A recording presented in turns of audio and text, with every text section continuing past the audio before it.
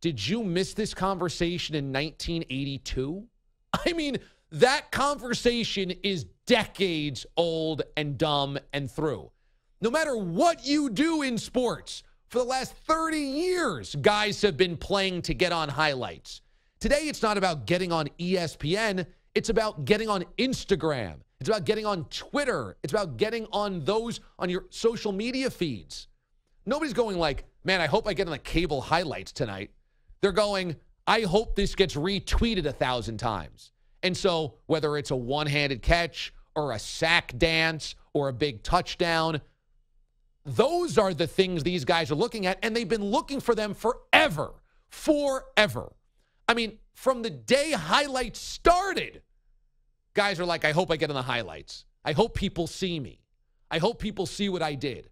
Like in 2017, Mike Peirera is going, if we allow sack dances or we allow end zone celebrations, guys are just going to be playing to the highlights. I mean, where the hell have you been? Like, where the hell have you been for 30 years? Cable TV started in the late 70s, and we had this conversation. They're just trying to get on SportsCenter. I mean, like, we did this in 1992. This is not a new thing. If we haven't put that genie back in the bottle, you taking away end zone celebrations isn't going to do it. Okay?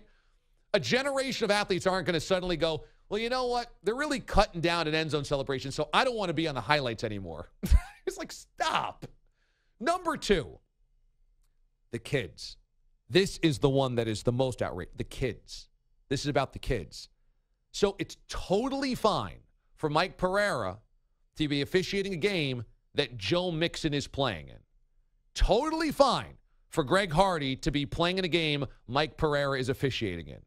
Totally fine for Ray Rice or Josh Brown to be playing in a game Mike Peirera is officiating in.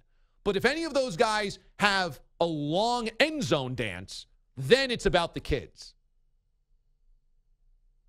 It's totally fine for Mike Peirera to be officiating a game in Indianapolis where the owner of that team was selling pain medication on the black market with a duffel bag of drugs and a duffel bag of cash and driving around his hometown of Indianapolis totally wasted like Tiger Woods.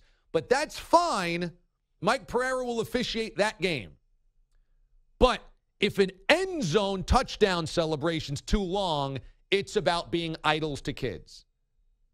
I can't stand how self-unaware the NFL can be on this.